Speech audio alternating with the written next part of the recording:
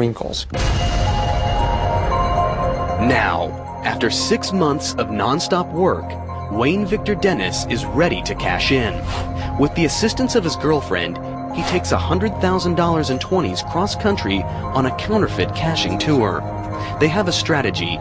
Stop at fast food restaurants, use their fake 20s to buy a soft drink, and get real cash back.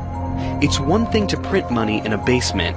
It's another to pass it off face to face. Dennis still remembers their first stop. I can help you. Can I just have a small Coke, please? That's it. One later, the person that please. Thank you. It was very nerve-wracking. I have to say I had a drop of sweat coming off my forehead. My hand shook like a leaf in the wind, and I handed her the money shaking. She put it in the cash register and gave me back my change. I was still shaking, but it was right then I knew that it was going to work, and I was an instant millionaire. Now I'm $18.88 richer. The success intoxicates Dennis, sending him and his girlfriend on a spree across the country.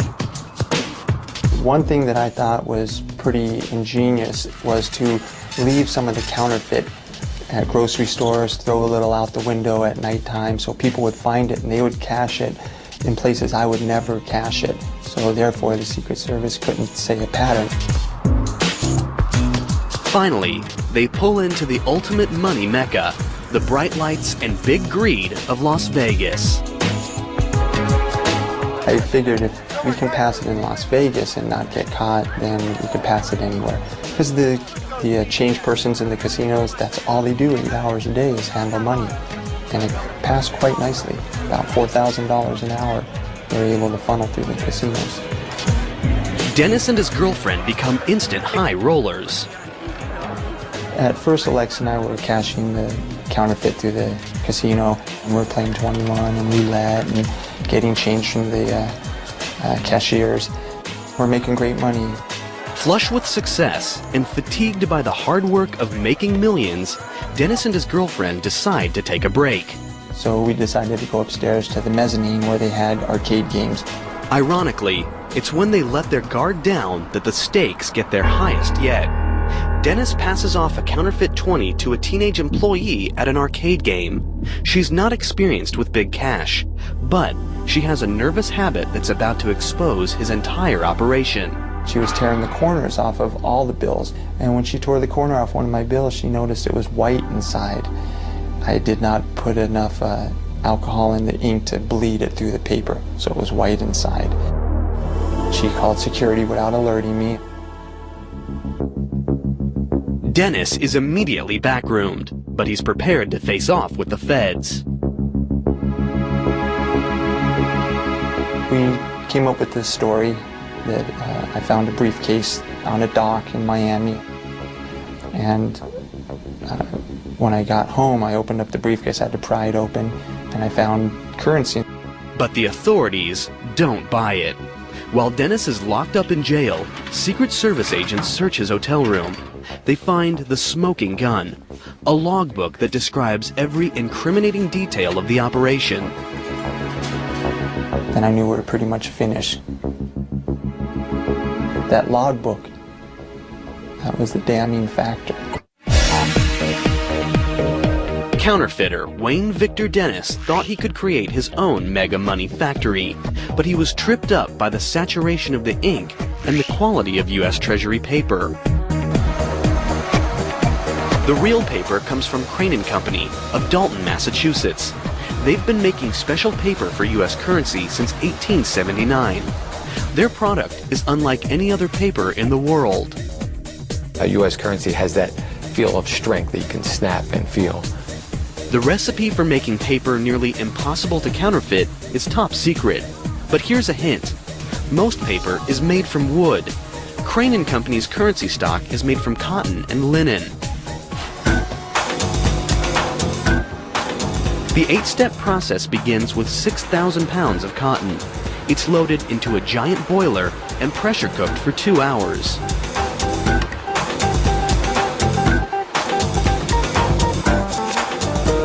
Next, This mess is dumped into a massive tub the size of a swimming pool, where it's cleaned and bleached.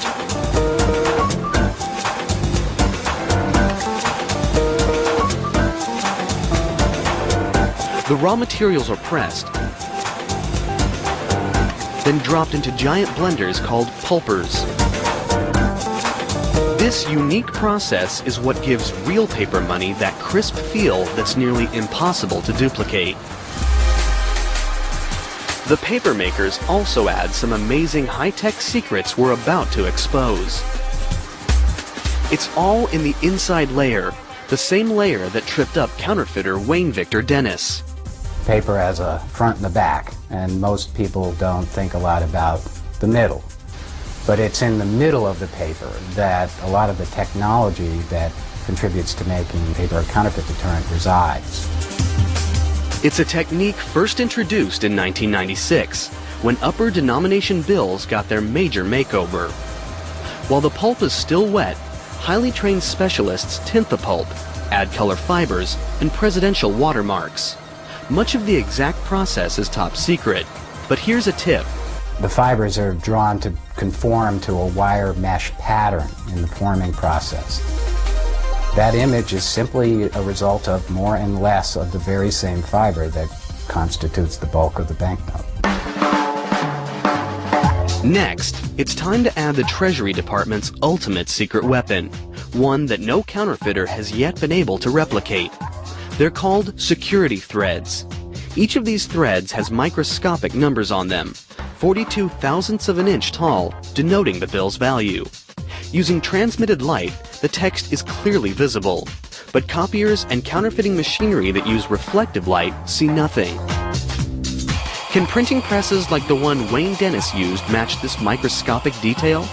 You'd have better luck replicating a Rembrandt with a paint roller. The high-tech paper's now ready for drying. Using furnace-like heat, the paper presses move with precision to squeeze out any moisture and create rolls that are 8 feet wide and weigh more than 4 tons. Since the watermarks and security threads are embedded inside the paper, each giant roll is made for just one denomination. This giant tube looks more like bulky insulation than a big bankroll. But think again. You're looking at $3.5 billion worth of $100 bills in the making. It would be very difficult to counterfeit this. They did a great job in redesigning what the federal government did. This paper is transforming into some serious cash. It's the stage where stakes and security skyrocket. Wayne Victor Dennis made nearly $12 million of fake bills by cranking them out on a standard printing press. But the real deal? It all happens here in Washington, D.C. at the Bureau of Engraving and Printing's huge money factory. Every step along the way is designed to stop counterfeiters in their tracks. They occupy acres and acres of space, hundreds of thousands of square feet. It's a major operation. Inside, thousands of employees are involved in the money-making process, 24 hours a day, 5 days a week. And security? It's round the clock and never blinks, because working with money can be very tempting.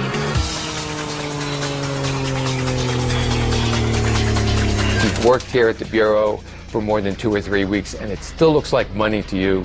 It's probably not a good job for you. In God we trust might be the motto on money, but at the Bureau, trust is something they take very seriously. From the minute anyone walks through the door, they are searched, scrutinized, and watched by vigilant state-of-the-art security systems. Each morning, as employees arrive for work at the imposing Bureau of Engraving and Printing factory, they must pass through special magnetometers that screen for any hidden weapons. Security is so severe that cameras of any kind are immediately confiscated at the door to prevent would-be counterfeiters from stealing secrets or anything else. Once inside, a complex identification and scanning system tracks employees' movements everywhere they go.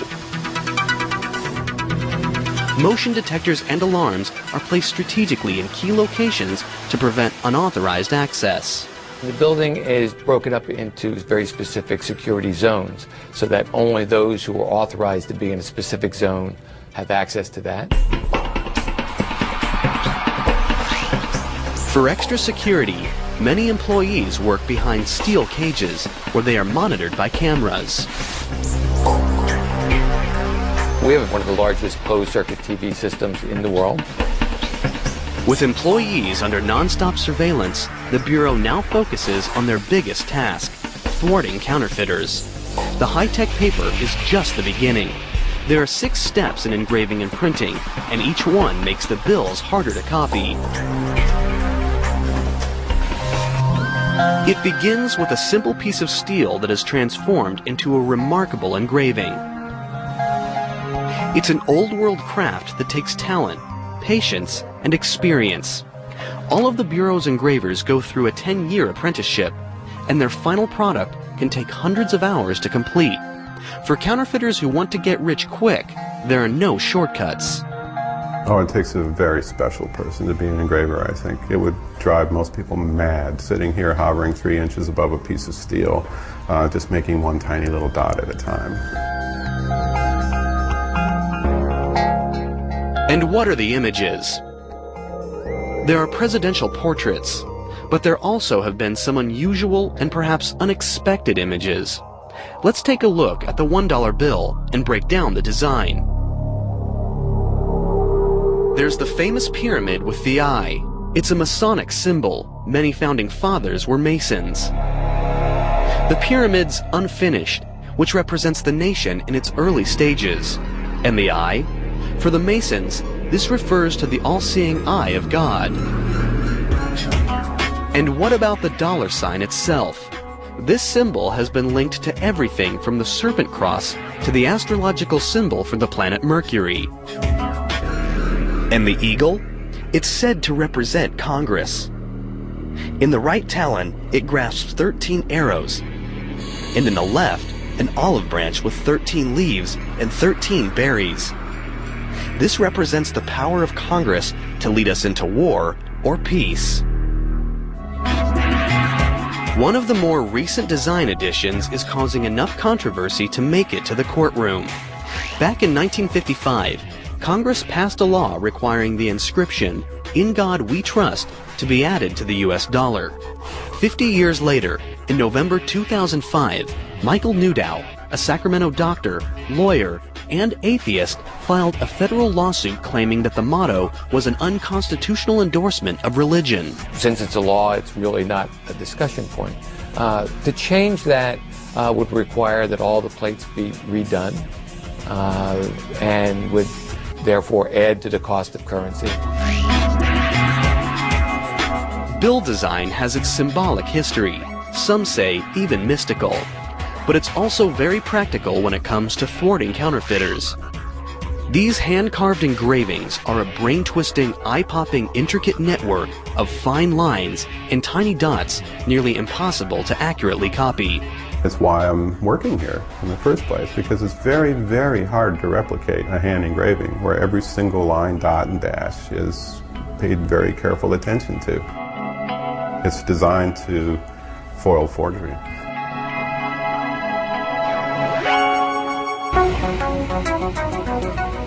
With the printing plates ready, the job moves from skilled human hands to hardcore machinery, the Bureau's massive printer called the Simultan.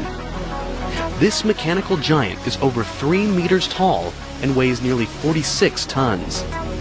It's the only press in the world that prints both sides of a sheet simultaneously, something that counterfeiters can't easily replicate.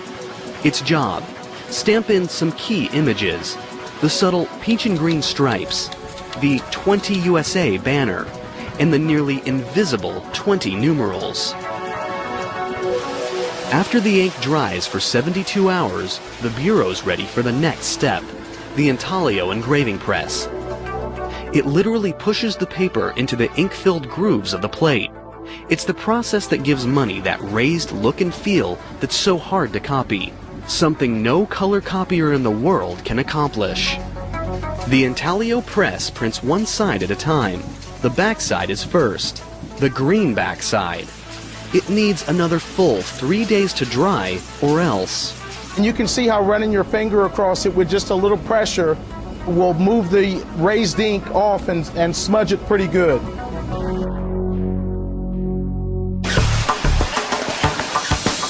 Then the face side is ready for printing with black ink and another metallic ink with a unique security feature. It shifts color according to the angle.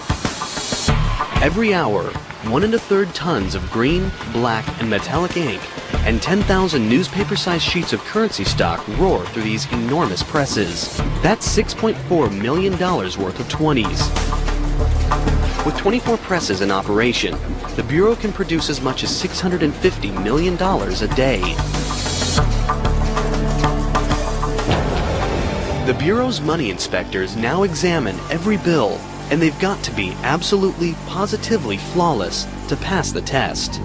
Rivers of green and black currency sheets pass under optical scanners that take pictures of the front and back of each bill sheet, looking for the slightest imperfection. The inspection process is amazingly fast and efficient. Catching imperfect bills is almost as important as catching counterfeits. Each sheet moves through in under a second. It's given a number as it passes. This computer keeps track of 37 separate sheets of currency at once, comparing over 1 million microscopic squares with a master image.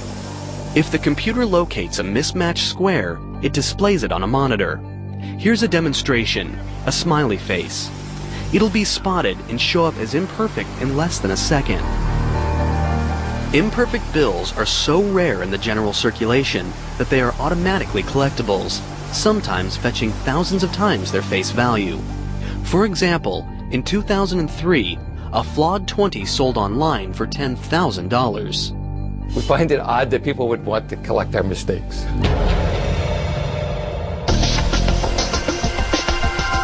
Once they pass inspection, the Bureau adds the Treasury and Federal Reserve seals and the bank and serial numbers to the uncut sheets of money. It's like the money's home address.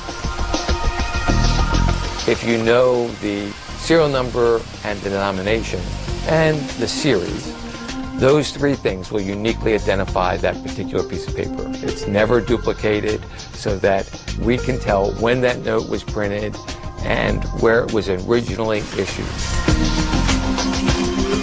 In a room the Bureau calls currency overprinting and packaging equipment, the money is finally cut, counted, and shrink-wrapped. It's now street-ready. If someone's going to pull off a heist, now would be the time. Bricks of 4,000 notes are stacked and sent to the vault. They'll wait there until it's time for delivery. The Bureau of Engraving and Printing makes billions in paper money every year. Counterfeiters try to rip them off. But does anyone bother with coins? Actually, coins have been in the crosshairs of scheming, thieving minds a lot longer than bills. Back when coins were made of gold, crooks would shave them down. Authorities countered by making coins out of less valuable metals. But that doesn't mean the war between the thieves and the feds is over just yet. This is the Philadelphia Minting Plant, the largest coin factory in the United States in both size and production. This massive fortress of a building spans the length of 5 football fields. Inside, this mega mint's a fine-tuned combination of raw machine power and precision craftsmanship, and the security's stone-cold serious. We are really in many ways the envy of the world mints. There are 8 major steps in the minting process. It begins with the design. Whenever Congress authorizes a new coin or metal, the Mint's sculptor engravers sketch out their ideas. It's a contest. Whoever comes up with the best design wins. The prize? Having their artwork displayed on a U.S. coin means it's seen by hundreds of millions of people every day, a number that puts the Mona Lisa to shame. John Mercanti has engraved more than 100 coins and medals. It's a very privileged position to be in. It really is, especially as an artist. Until the 1970s, the sketches were hand-drawn. When we had to make a correction on a drawing, we would have to go back and redraw the whole thing. Computers have changed all that. Today, software programs streamline the process. After the design is approved, the artist takes up traditional tools to sculpt a clay model. It's usually 3 to 12 times the size of the finished coin. It takes a certain degree of concentration. Sometimes it's almost monastic in seeing the engravers in their cells, what I call cells, working very quietly and very intense. The team makes a negative rubber mold of the large design. Then, liquid epoxy is poured into the rubber mold and hardens, creating a more durable model to work with. This model is mounted onto a machine called a transfer engraver. At the other end, a tool cuts the reduced design into a steel blank called a hub. It will be an exact replica of the large model, but engravers still have to double check for any tiny errors. This is the only place in the world where you'll see a bunch of grown adults standing around a table completely frustrated over a little piece of metal that's the size of a quarter that just doesn't quite look the way they want it. Once perfected, dies, 2 pieces of steel that will stamp the design on the coins, are made from the master hub.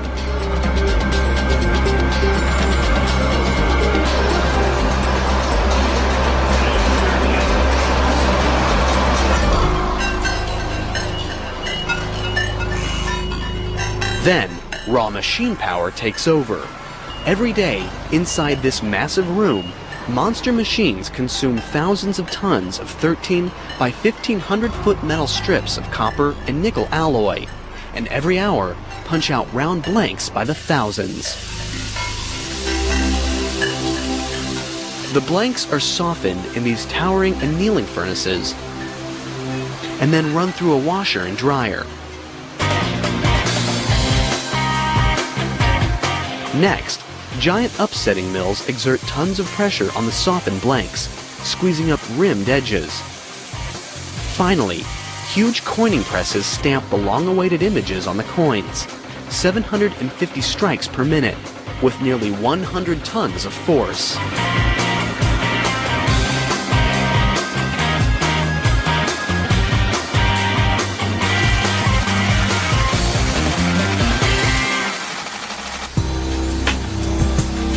The coins are spot-checked for errors. And once they're clear to go, colossal counting machines drop them into vault bags. Forklifts then carry the coins into highly guarded, secure vaults. At the end of each workday, the Mint has created another 80 million coins worth $3 million. Counterfeiters don't typically bother with quarters, dimes, and nickels. When it comes to ripping off the Mint, the most likely threat is theft. Security is very serious. Anyone visiting or working at the Mint will have their pocket change immediately confiscated at the door. And the vending machines inside? They only accept prepaid plastic. No high security facility has ever really successfully been robbed unless it was due to an insider's participation.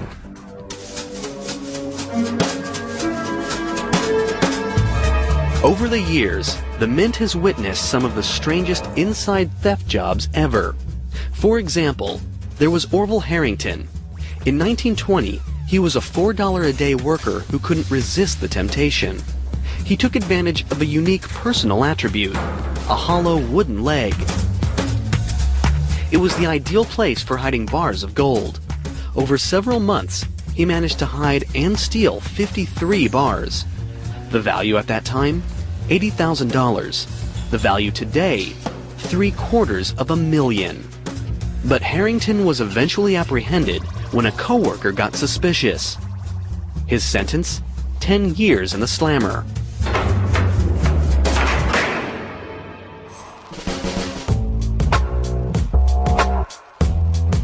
In the late 70s, the New York Mint was the target of an even more bizarre robbery.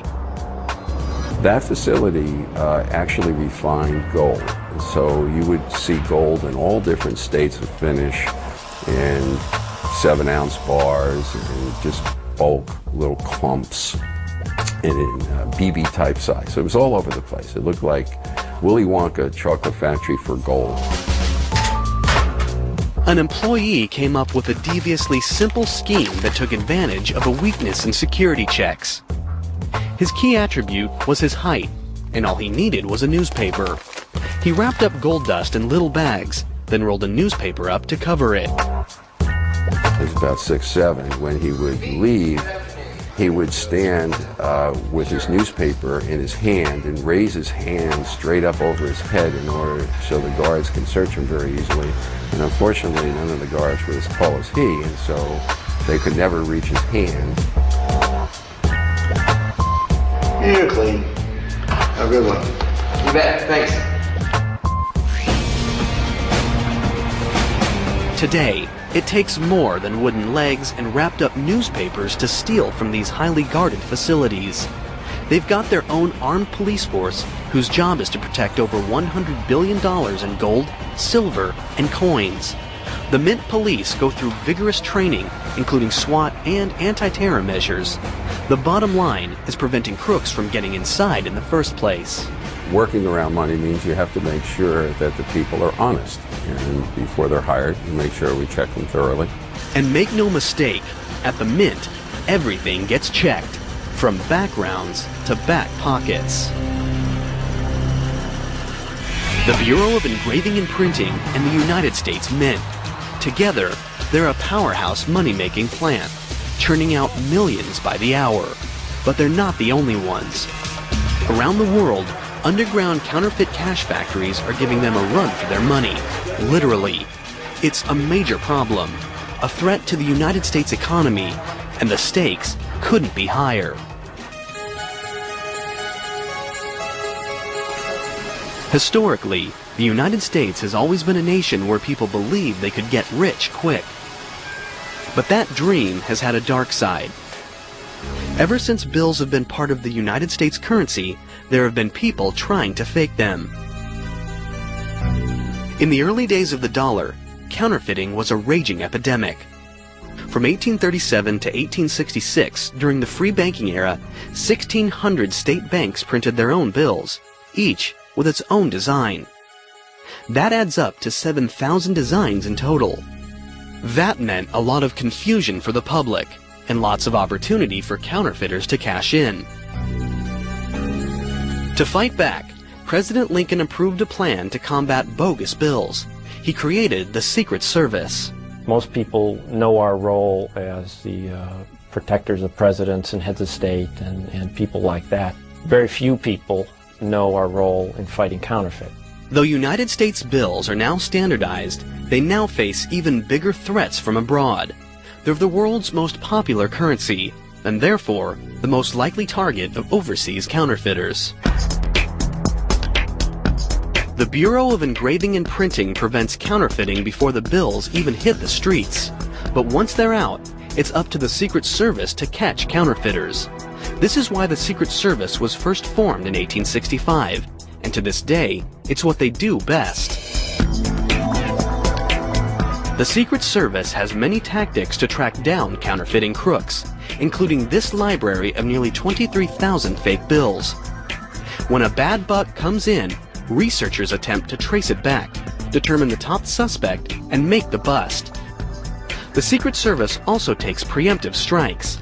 Together with the Federal Reserve, they've created software that prevents scanners from copying bills at 100%. Try it, and a warning appears on your computer screen. The fight against counterfeit's not all high-tech. Secret Service dogs can sniff out more than drugs. We trained 12 dogs down there to detect counterfeit money by smell. It's based on the drug detection dog program that most people are familiar with. And sometimes, the hunt for counterfeiters takes the Secret Service to some of the most dangerous locations in the world. Colombia, known for its drug cartel, has another illegal and highly profitable export. In 1998, the Secret Service launches a joint mission with the Colombian National Police to find these secret counterfeiting rings. They'll have to travel deep into western mountainous terrain. It's a dangerous mission that could turn deadly. They search in vain for 2 years. Then, in November 2000, they encounter a banana plantation. Once they search the modest cinder-block shelter, they uncover more than produce. The Secret Service has just stumbled into a counterfeiting hotbed. They confiscate printing equipment, including a large press, negatives, ink, and sheet after sheet of 20s and 100s. The people there are true printers. They take a little bit more time. They try to get the paper a little bit closer. They try to get the inks closer. They'll try to counterfeit some of our security features and those kinds of things. They've caught the counterfeiters, but how many of their bad bills have hit the streets? After matching the style of the money in the room to illegal currency that had been pulled out of circulation, the Secret Service determines that this small bunker had been in operation for 10 years, churning out $3 million in phony bills every week. It was a major bust, but it was only the beginning. Authorities estimate that hundreds of these hidden money-making factories are scattered throughout the country. It's an underground war that the Secret Service still fights today. We have an office in Bogota. We work closely with the police forces down there. And together we have made a significant dent in the amount of counterfeit money. The United States Mint and the Bureau of Engraving and Printing's job is to manufacture mega money. It's a high-stakes, high-security operation designed to stop counterfeits and theft. But once the money is ready to enter circulation, the opportunity for danger is even greater. When money changes hands, anything can happen. Transporting the money from the factories is a major operation that calls for the highest vigilance against gunpoint heists and even inside jobs. Each money factory has immense loading docks. Forklifts and transfer workers move the money under intense security precautions. Armed guards watch every move. At the transport points, as you're loading it or unloading it, is the riskiest part because the money is exposed for anyone to take. Millions of dollars are loaded up into unmarked 18-wheelers. And where do these semis go? They're headed to a main depot. After that, armored cars drive the money to every bank and branch that's part of the Federal Reserve System. Created in 1913, the Federal Reserve is the central bank of the United States, the clearinghouse for cold, hard cash. It was created after a series of financial panics and financial crises that occurred in the late 19th and early 20th centuries. In these crises, people got concerned about their deposits at their local commercial banks. Today, there are 12 Federal Reserve banks nationwide, each serving a specific region of the country. The Federal Reserve is an intermediary between banks that have more currency than they need because they've taken in deposits, lots of deposits of currency, and banks that have a need for currency. And as that currency is deposited with us, and before it's sent out to the banks that have a need, we're like a filtering system. The Federal Reserve's giant vaults house the money until commercial banks need it. Then, armored cars take it straight to the banks. Once it hits circulation, currency passes through billions of hands. And billions of hands can do a lot of damage. An average bill circulates for 5 years before it's too tattered to go on. So how are bad bills pulled from circulation? When commercial banks receive cash, they in turn deposit it in the Federal Reserve Bank. It's here where all bills, the good, the bad, and the cruddy, come under close scrutiny. All 12 of the reserve banks have high-speed computer-controlled machines that count 40 bills a second, examining them with specially designed sensors to search for dirt, graffiti, and possible counterfeits. They send suspected fake bills straight to the Secret Service for examination. What happens to the old worn bills? They've got a date with the shredder. the Federal Reserve banks shred over $500 million a day. When these bills are shredded, they're out of circulation, and new bills are printed to take their place. But what do you do if your money is destroyed? The commercial banks won't take it, so this cash never meets the Federal Reserve's shredders. But it's still considered legal tender. So where does it go? Back to where it all begins. The Bureau of Engraving and Printing.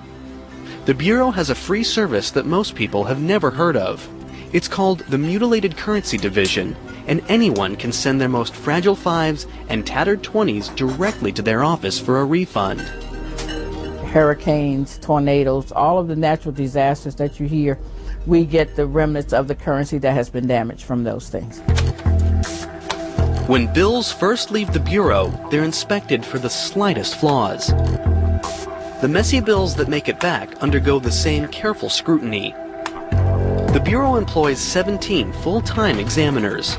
In 1 year, they can process over 25,000 claims of mutilated currency, worth nearly $100 million. The tools?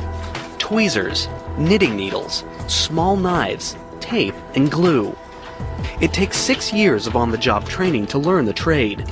Putting mutilated money back together is like a puzzle. Examiners must be able to piece together more than 50% of each bill to give a refund. If the bills are legitimate, the Bureau will write a check for that amount. This cash was burned in a house fire.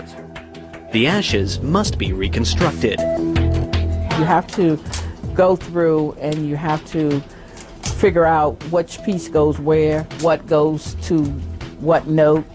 Handling all this money, though, can be a filthy job. These toxic bills were sent in after steeping in stagnant floodwaters. There are a lot of smells that come to this office.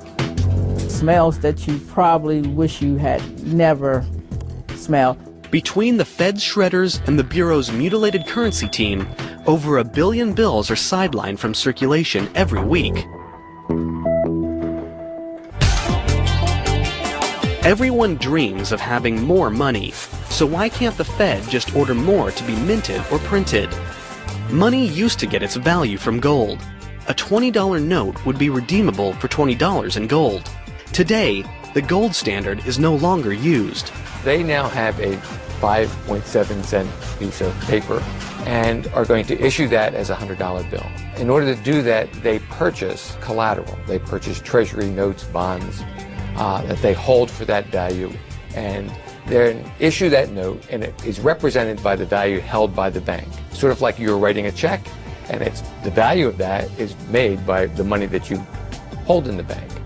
So that is really what it is. It really represents value. Essentially, the US dollar is only valuable because we say it is. It's because there's a full faith and credit of the United States behind that coin or currency. If the US government flooded the economy with more money, the value of that very same money would go down, leading to inflation.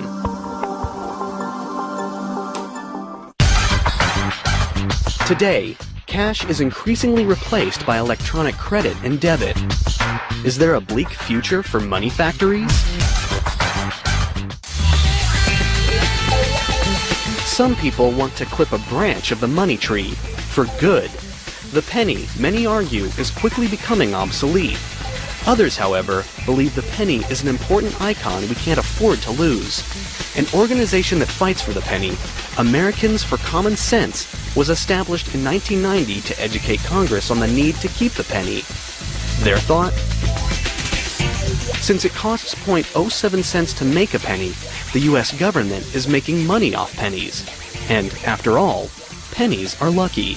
Well, we're all small and we saw a penny on the ground and we picked it up. Or maybe it's one of those issues where when you look at a penny, you realize good things come in small packages, that there's the small things in life which are wonderful. And I think the penny in many ways reflects that.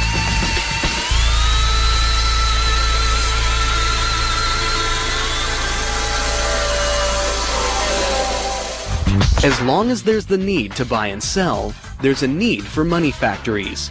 The US dollar is still the most reliable currency in the world. It's up to the Bureau of Engraving and Printing and the United States Mint to supply it. This cash has the embedded high-tech tricks to stop counterfeiters, the security to get delivered into the right hands, and that crisp snap that just can't be replaced.